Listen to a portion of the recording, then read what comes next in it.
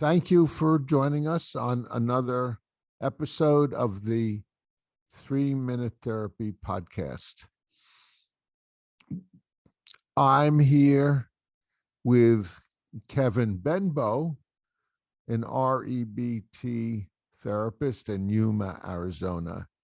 And I am Dr. Michael Edelstein, also an REBT therapist. Wherever you can get phone, Zoom, FaceTime, or Skype, I could be there.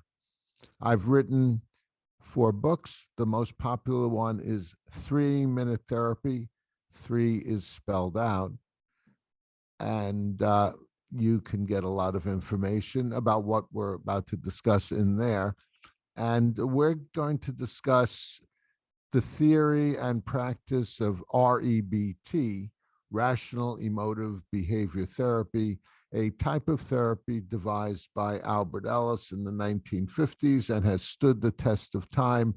And more than that, it has influenced a lot of the other therapies, like cognitive behavior therapy is a outgrowth of rational emotive behavior therapy. Albert Ellis has written over 80 books, so there's plenty of things to read. He also has some YouTubes, as I do, and Kevin and I do with our podcasts. Today, we're going to be discussing the need for certainty. And as with all emotional problems, like the need for certainty, it comes from our thinking. So if you have an emotional problem, look to your thinking as the source, not to your childhood or your nutty parents, but rather your thinking, what you're telling yourself. And normally you're escalating preferences into demands, musts and shoulds. And the reason you're doing that, again, is not because of your childhood, but rather because of your thinking. And you think, as all humans do, which is a tendency to escalate our preferences into demands. So let's start with defining certainty. And certainty means not only a high probability, which you can get about the past, the present, and the future, but an absolute probability, not only 8 out of 10 or 9 out of 10 chances it's going to happen, or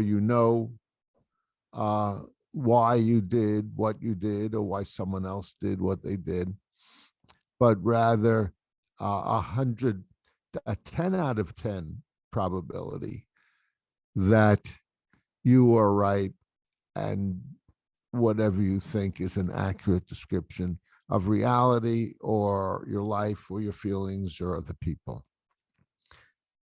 So did you want to add anything to that, Kevin? Yeah, I sure do. What I like there is what you just said, high probability versus absolute probability. Here's an example I use quite often. I've been married for 36 years, and it's highly probable that my wife will come home and see me tonight from work. It's highly probable. I can be fairly certain about that. I cannot be absolutely 100% certain about that, though, because it's possible, though unlikely, that somebody will come into her workplace and sweep her off her feet, and maybe she'll run off with someone else. Strongly doubt it, but there is that little tiny chance. And so part of our problem is we go through life wanting absolute certainty. I want to get that promotion. I have to know that it's going to happen. So I think that really ties us up in knots emotionally quite often. Yes, and to build on that, Kevin, one of the reasons it ties us up in knots is because when you have a need, a demand for certainty, the conclusion is, if I don't get that certainty that I must have, it's awful, it's terrible, it's horrible, I can't stand it. And that leads to anxiety. So Mhm. uh, often anxiety comes from this need for certainty, also could be called a need for an absolute guarantee.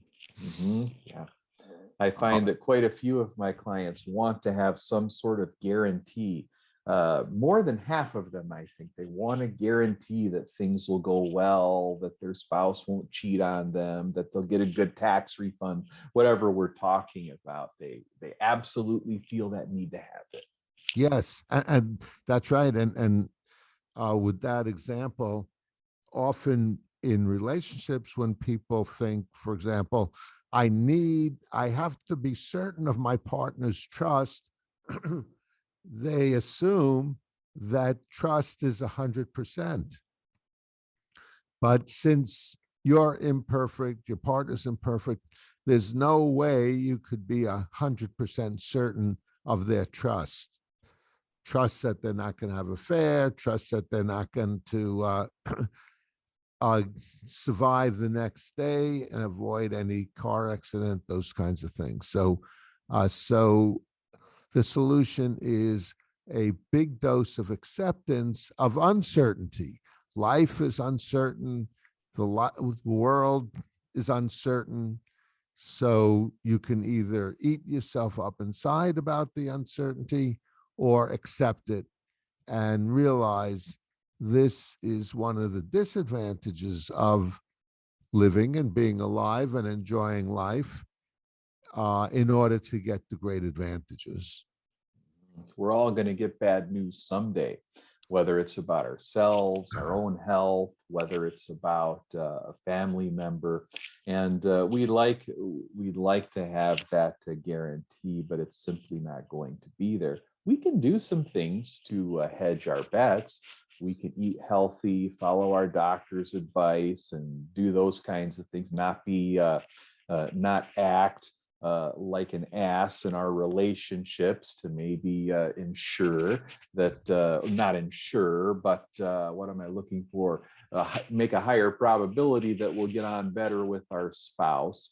But there, we simply can't do anything that'll be the magic elixir that ensures that nothing bad will happen in these areas. Yeah. And the bottom line, as with all emotional problems, is acceptance. Accept the fact that there is no certainty in life and you can still enjoy life to a great extent, even with uncertainty. And uncertainty is often part of the enjoyment in life.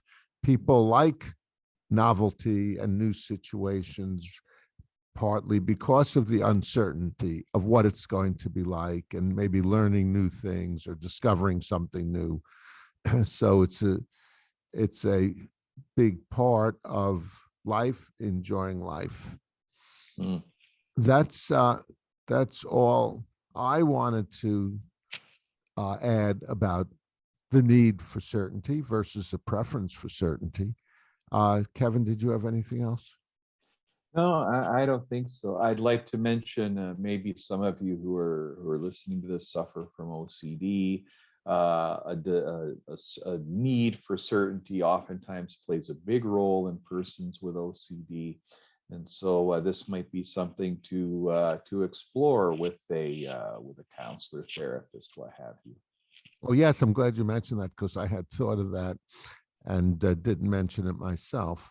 And that is, yeah, often with obsessions, uh, going around and round with intrusive thoughts in your head is looking for a guarantee, an absolute probability that something bad isn't going to happen, or with compulsive behaviors, a stereotypical compulsive behavior is someone who is driving and hits a bump going around the block and they think, well, it was probably just a bump in the street, but what if it was a person?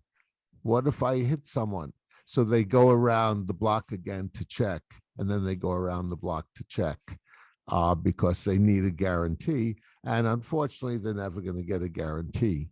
I had a client many years ago who had a need for certainty that he wasn't going to get a heart attack. He was a young guy, and there was no evidence there was any problems with his heart.